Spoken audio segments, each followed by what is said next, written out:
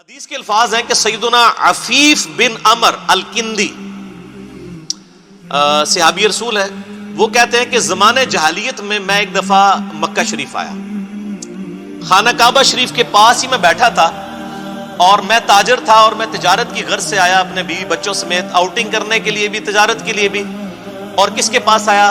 عباس ابن عبد المطلب کے پاس, جو اس وقت تک وہ بھی مسلمان نہیں ہوئے تھے, اور وہ نبی علیہ السلام کے کیا ہیں؟ چچا. کہتے ہیں میں خانہ کعبہ شریف کے پاس بیٹھا ہوا تھا, ظاہر اوپن مجمع نہیں, ارد گرد تو وہ دیواریں نہیں ہوتی تھی نا پہلے, دور بھی بیٹھے تو کعبہ نظر آتا تھا.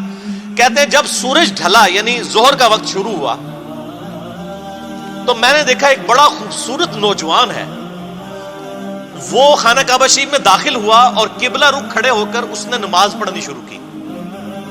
اتنے میں ایک چھوٹا سا بچہ وہ دوڑتا ہوا آیا, وہ اس کی دائیں طرف کھڑا ہو گیا اور اس نے بھی نماز شروع کر دی.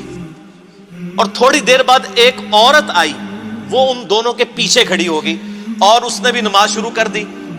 اور میں نے دیکھا کہ وہ قیام کرتے ہیں, قیام کے بعد وہ رکوع میں جاتے ہیں, پھر سجدے میں, اور وہ بچہ اور عورت بھی ان کے پیچھے پیچھے اقتدا کر رہے ہیں. تو میں نے عباس سے کہا کہ عباس بن عبد المطلب, یہ تو بڑا حیران کن معاملہ ہے جو میں دیکھ رہا ہوں, میں نے اپنی زندگی میں ایسے کبھی ہوتے دیکھا نہیں ہے. تو حضرت عباس نے بھی کہا تھوڑے میں بھی نمبر ٹانگ لوا, حالانکہ اسلام نہیں لائے ہوئے تھے. انہوں نے کہا پتہ یہ کون ہے؟ یہ نوجوان خوبصورت, یہ میرا بھتیجا ہے محمد بن عبداللہ. اچھا. انہوں نے کہا اچھا, اور کہا یہ چھوٹا بچہ ساتھ کھڑا ہے نا, یہ بھی میرا بھتیجا ہے علی ابن ابی طالب, اور یہ جو پیچھے عورت کھڑی ہے نا, یہ میرے اس بھتیجے محمد بن عبداللہ کی بیوی ختیجہ ہے. اور اس وقت روئے عرض پہ ان تینوں کے علاوہ کوئی بھی ان کے دین کا فالوور نہیں ہے, یہ تینوں ہی اس دین کے اوپر ہیں. اور یہ شخص کلیم کرتا ہے کہ مجھے زمین و آسمان کے پروردگار نے پیغمبر بنا کر بھیجا ہے, اور ان قریب کیسر و کسرا کے خزانے میرے قدموں میں ڈھیر ہوں گے, رومن اور پرشین امپائر گر جائے گی. اور حالانکہ حالت یہ ہے کہ صرف 3 بندے اس دین کے اوپر ہیں.